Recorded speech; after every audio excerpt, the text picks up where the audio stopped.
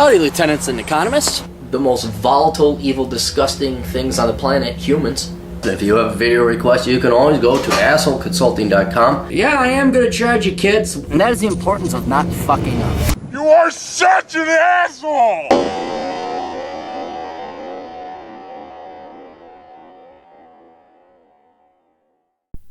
Hey everybody, the old captain here. If you got a question and need some elderly brotherly advice from the father you never had, come talk to me at assholeconsulting.com. Aaron, what U.S. cities would you recommend moving to, for someone who cannot drive a car? I have less than perfect vision. I can currently see well enough to drive at night, but not by much. Most people start having vision problems in their 40s, and there's a real possibility that I will not be able to drive at night or at all by that time. By the time I am 45 or 50 years old. Oh, that's horrible, dude. And will need to live in a city with good mass transit options. My knee-jerk reaction is New York because of the subway. However, I would need a job making well into six figures to have a decent quality of life, even as a minimalist, and the city is an Orwellian paradise. I have looked into a few alternatives, but would like to have an external perspective in case there is an option I haven't considered. My purpose in asking this question is it seems the cities with the best mass transit options are the biggest leftist cesspools like New York, Chicago, Boston, Washington, D.C. The cities who actually vote Republican seem to avoid building mass transit. I would like a video response. Please let me know how much to pay. Yeah, you are right. I looked into this and what are the best cities, for people without a car? And they are leftist shithole. Also, there was no research that went into these articles I looked up. There was no consistency.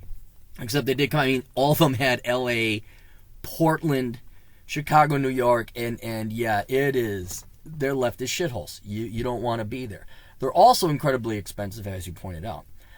So what you got to do is you got to find cheap, decent mass transit with enough of an economy so that you can walk places and things like that. So even though, and I'm going to go through a couple ideas I wrote them on my hand, and there's pros and cons to these and just my thoughts, so don't think this is the best one. For example, Chicago. Chicago has great public transport. I love Chicago. It's a great town.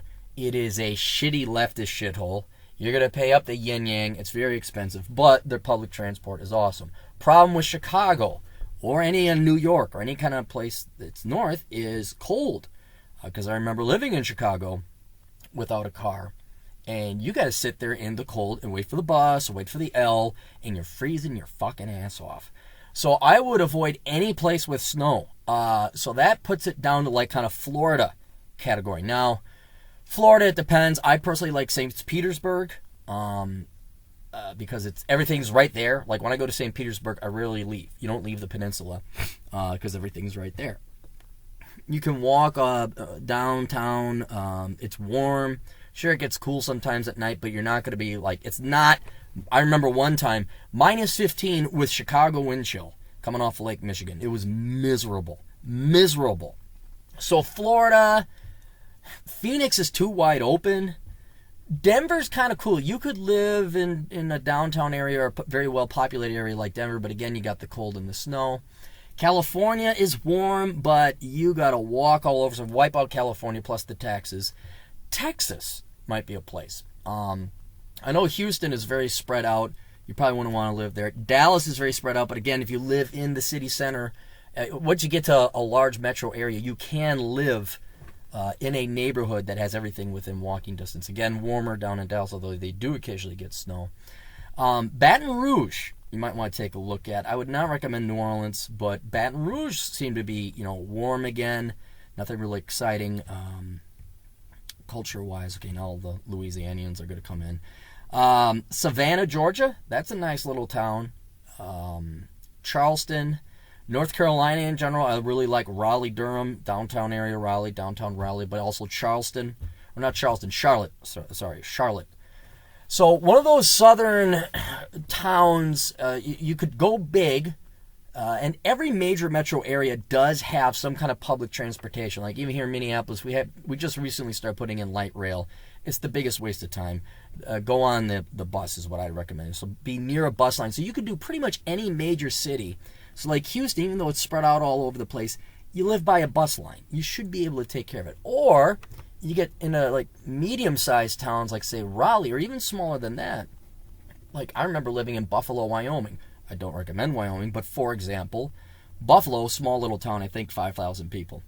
And I lived above the bars that I drank at and walked the block and a half to work. And everything was right there. So where did I go? Yeah, the grocery store was like 3 blocks away. So you could get like a small town thing, but again, then you start losing on job opportunities. You know, if you could be location independent for your job, that's pretty good. But in general, what I would say, go south.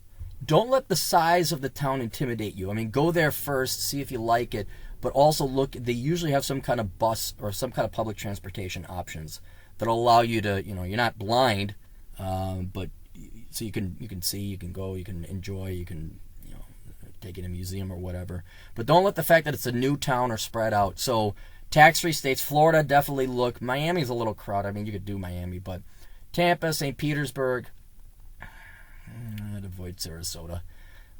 Fort Myers, anywhere that there's a central. Don't bother with Orlando. But take a look at Florida. Atlanta you could do. Atlanta's all right. Traffic is a zoo, but you're not going to be driving. And so it's warm. That's another option. But take a look at the U.S. map. Look at southern, preferably tax-free states. Phoenix, that's just too spread out. And I know they got a bus system, but yeah, I would. But yeah, just warm, low taxes.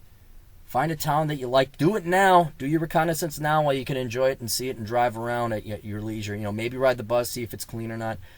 But yeah, man, I would avoid the standard ones they say are great places to live, like New York or Chicago, which admittedly they do have great mass transit, but who the fuck wants to live there and deal with it? I mean, at least here in Minneapolis, you ride the bus line, it's clean. Well, most of the bus lines. You ride the L, it's like shit, you know. I know they try and clean it up, but you know, and you're in there with people. You're gonna get tetanus, not tetanus. What's the one? Tuberculosis. Is that the one where you can get you can catch it because it's airborne?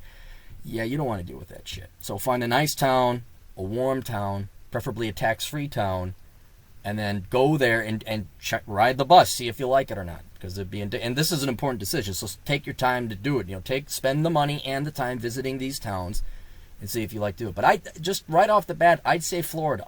Go there, start there. That's where I would go, because then you ain't gonna have no urine icicle hanging from your dick while you're waiting for the goddamn bus to come. Anyway, best of luck to you, Toodles.